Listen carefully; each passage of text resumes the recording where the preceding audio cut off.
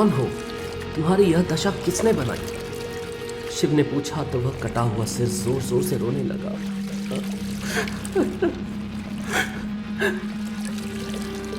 शिव सिर के पहले हंसने और फिर रोने से परेशान हो गया। अजीब तमाशा है। सच सच बताओ, तुम कौन हो और पहले हंसी क्यों थी और रो क्यों रही हो? मैं सूर्यपुर की राजकुमारी लालमणि हूँ। एक राक्षस मुझे यहाँ उठा लाया है। उसने यहाँ मुझे कैद बनाकर रखा है। राक्षस? कहाँ है वह? मुझे तो कहीं भी नहीं दिखाई दे रहा। राक्षस जादूगर है। वह हर रोज सुबह मेरी गर्दन को बाकी धड़ से अलग करके यहाँ पेड़ पर लटका देता है और कहीं चला जाता है। शाम होते ही वह लौट आता है और मेरी गर्दन को धड़ से जोड़ देता है। उसकी सेवा टहल करनी पड़ती है मुझे। अच्छा, लेकिन तुम मुझे देखकर पहले हंसी क्यों थी और फिर रोई क्यों थी? राजकुमारी फिर हंसते हुए बोली। पहले मैं यह सोचकर हंसी थी कि लाल पत्थरों के लालच में तुम यहाँ आए।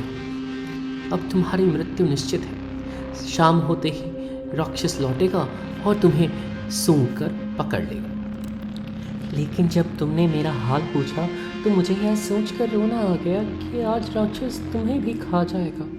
तुम भी मुझे नहीं बचा सकोगे और अपनी जान से हाथ धोकर अब तुम जल्दी यहाँ से भाग जाओ। राक्षस लौट कर आ ही रहा होगा।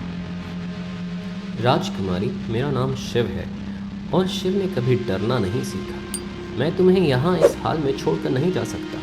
तुम मेरी चिंता मत करो। बताओ, राक्षस रात में कहाँ रहता है? जादूगर राक्षस बहुत दुष्ट है। वह सामने गुफा में रहता है। ठीक है, मैं अभी जंगल में एक काम से जा रहा हूँ, जल्दी ही लौट कर आऊँगा। सूरज डूबने से पहले ही शिव लौट आया। ये चंदन की लकड़ियाँ हैं, आज तुम चूल्हे में इन्हें ही जलाना। इससे राक्षस मेरी गंध नहीं पहचान पाएगा। शिव, तुम बहुत चतुर हो। तुम जैसा कहते हो मैं वैसा ही करूँगी। तभी नदी के उस पार से आती राक्षस के अट्टहास की आवाज़ सुनकर राजकुमारी भयभीत हो उठी। शिव, राक्षस लौट रहा है। जल्दी से तुम इन लकड़ियों को साथ लेकर झाड़ियों में छुप जाओ। शिव फौरन ही झाड़ियों में छिप गया। उधर राक्षस अपने शिकार को संभाले नदी के किनारे पर पहुंच गया।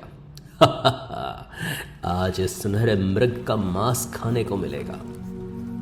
उसने लंबे लंबे कदम भरते हुए नदी पार की और राजकुमारी के सामने पहुंच गया। राजकुमारी जी, पेड़ पर बहुत आराम कर लिया, चलो अब काम करो। राक्षस ने सिर को पेड़ से उतारा और फिर गुफा में ले जाकर धड़ से जोड़ दिया। जाओ और जल्दी से मेरे लिए खाना बनाओ, मैं बहुत भूखा हूं।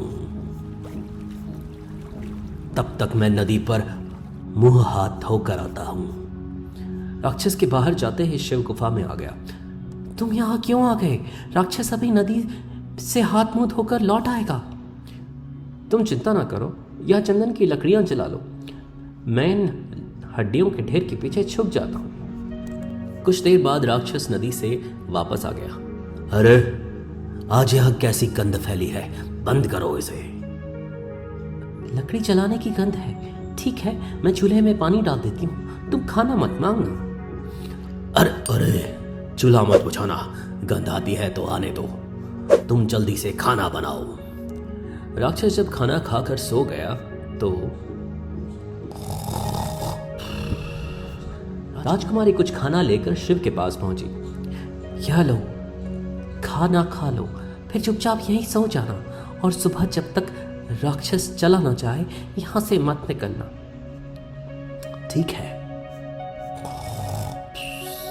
दूसरे दिन सुबह, मेरी गर्दन मत काटो, आज मैं नदी में नहाने और कपड़े धोना चाहती हूँ। बकवास बंद कर। मुझे पता है तू यहाँ से भागना चाहती है, इसलिए नहाने धोने का बहाना बना रही है। आज मैं जल्दी आऊंगा, तू भी अपने काम कर लेना। राक्षस ने राजकुमारी की एक न सुनी और देखते ही देखते फरसे से उसकी गर्दन काट दी। कटे सिर को लेकर राक्षस गुफा से बाहर निकला और नदी किनारे उसी वृक्ष की शाख से उसने राजकुमारी का सिर लटका दिया। और राक्षस के चले जाने के बाद शिव गुफा से बाहर निकलकर राजकुमारी के पास आया। राजकुमारी, मैं तुम्हें जीवित करना चाहता हूँ। मुझे बताओ कि राक्षस तुम्हें कैसे जीवित करता है। शिव, तुम्हारे द्वारा मुझे जीवित करना बेकार है, क्योंकि मुझे जीवित करने के लिए तुम जैसे ही मेरा सिर इस पेड़ से उतारोगे, वह राक्षस पलक झपकते ही यहाँ आ पहुँचे। ओह, तब तो सर्वप्रथम उस राक्षस का अंत करना आवश्यक है। क्या तुम जानती हो कि उस राक्षस को कैसे मारा जा सकता है?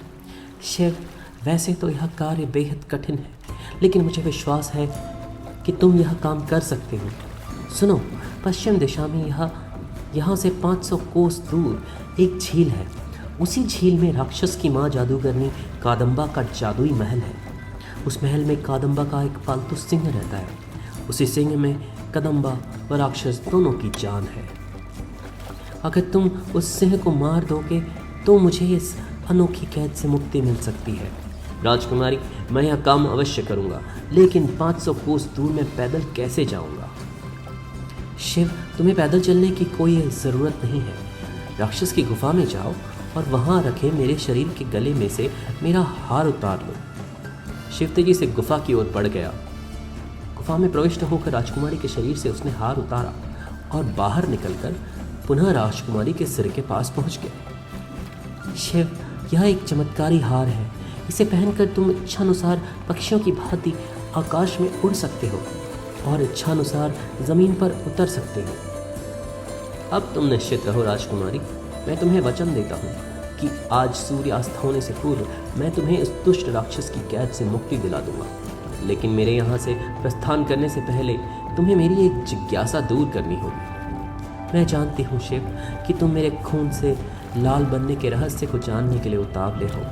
सुनो, बात उन दिनों की है जब मैं अपने राज्य सूर्यपुर में अपने पिता राजा सूर्य सिंह के लाड़ प्यार की छाँव में राजसी जीवन व्यतीत कर रही थी। मुझे शिकार खेलने का बहुत शौक था। एक बार मैं अपनी सखियों व सैनिकों के साथ राज्य के निकटवर्ती वन में शिकार के लिए गई। उसी दिन काफ़ी देर तक भटकते रहे, मगर कोई शिकार हाथ न लगा। राजकुमारी जी, लगता है आज हमें खाली हाथ ही लौटना पड़ेगा। नहीं चंद्रमणि, ऐसा आज तक नहीं हुआ है और आज भी नहीं होगा। तभी मुझे एक ऊंचे पेड़ की ढाल पर अपने शिकार पर झपटने को तत्पर एक चीता दिखाई दिया। उसकी नज़रों का अनुसरण करती मेरी निगाहें जब एक तपस्या में लीन महात्मा पर पड़ी तो मैं हैरान रह गई। यह चीता तो महात्मा को खा जाएगा, मगर मैं ऐसा नहीं होने दूंगी। मैंने कमान पर बाण चढ़ाया और छोड़ दिया, लेकिन निशाना चूक गया और चीता महात्मा को छोड़ मेरी ओर झपका और मुझ पर कूद पड़ा। मैं निहत्ती ही चीते से भिड़ गई। काफ़ी देर तक संघर्ष होता रहा। इस बीच चीते ने मुझे पूरी तरह जख्मी कर दिया था।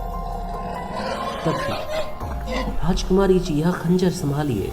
मैंने खंजर लपक लिया और कुछ ही देर बाद उस चीते को खत्म कर दिया। तब महात्मा जी ने इस बीच समाधि से उठ चुके थे, मुझे आशीर्वाद दिया। बेटी, तुमने मुझे बचाने के लिए आज जो रक्त बहाया है वह व्यर्थ नहीं जाएगा। मैं तुम्हें वादा देता हूँ, जब भी तुम्हारे रक्त की बूंदें जल में गिरेंगी वह लाल बन जाएंगी और एक दिन इन्हीं लालों के कारण तुम किसी संकट से मुक्त होगी। और यह जादुई हार भी तुम्हें देता हूँ, जिसकी सहायता से उड़कर तुम कहीं भी जा सकोगे। धन्यवाद बाबा, आपने मुझे बहुत कुछ दे दिया। बस तभी उस महात्मा के वरदान के कारण मेरे रक्त की बूंदों से यह लाल बनते हैं। ओह राजकुमारी, तुम तो बहुत साहसी हो। तुम्हारी कहानी सुनने से पहले मैं सोच रहा था कि कादम्बा के पालतू शेर को मारूंगा कैसे, लेकिन तुम्हारी कहानी सुनकर मैं उत्साहित हो उठा हूँ। अच्छा, अब मैं चलता हूँ। सूर्यास्त से पहले वापस भी लौटना है। शिव ने मन ही मन हार से उड़ने की इच्छा व्यक्त की और वह उड़ने लगा। कुछ ही देर बाद वह आकाश की अनंत ऊंचाइयों में उड़ता हुआ पश्चिम दिशा की ओर बढ़ रहा था।